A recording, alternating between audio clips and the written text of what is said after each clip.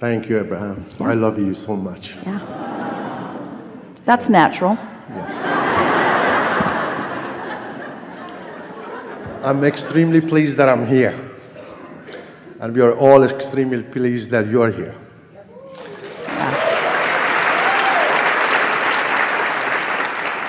I knew you're going to call me today. And I got some good stuff to share with everybody. Should I share first and ask my question later, or?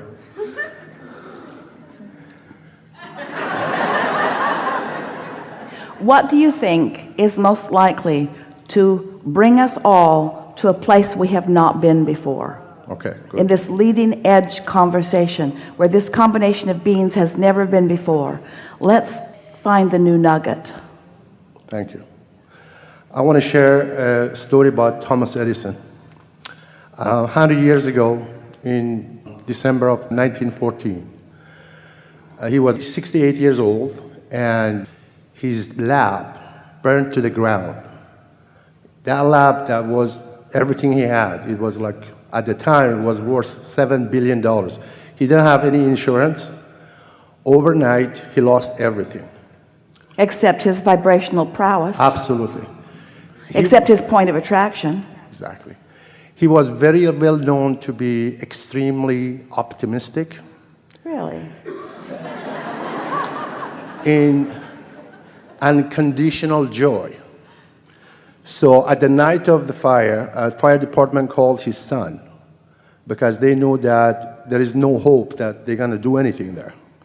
So they called him and told him to inform his dad the next morning that he lost everything. So he rushed to the site of the lab, and he was very upset. And then he saw his father, Thomas Edison, sitting on a chair, enjoying the flames.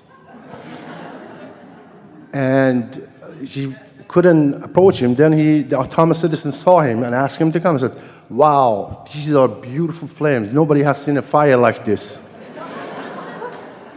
And his son said, "Dad, are you okay? My whole body is shaking." He said, "I'm okay. There's nothing we can do. The fire department is doing its best. We think about it tomorrow. But now look at these flames. They are beautiful. Wow, that's blue. That must be oxygen. Wow, that's purple. That must be sulfur. You know what? Go get your mom and her friends too. They should have missed this." The next day, New York Times and other newspapers came, and he said, "All my mistakes burned in fire. And there is a great value in loss."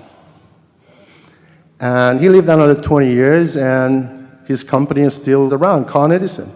That's his company.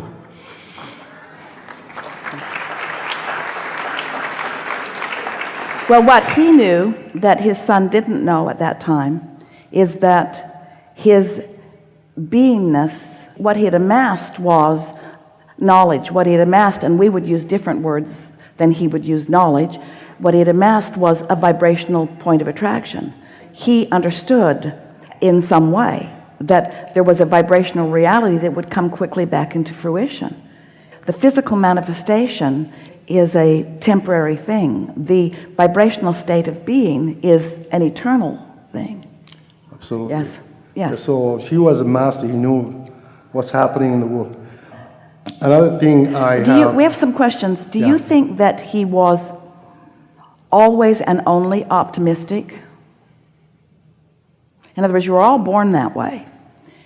And some of you at early ages get talked out of it by pessimism around you. Some of you get talked out of it, don't like how it felt to be talked out of it, remember how it felt when you were optimistic, and make your way back to it naturally.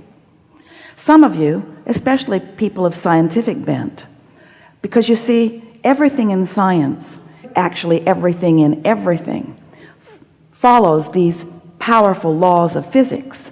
And so, to be good at understanding the laws of physics, you have to find some stability in the way the universe works.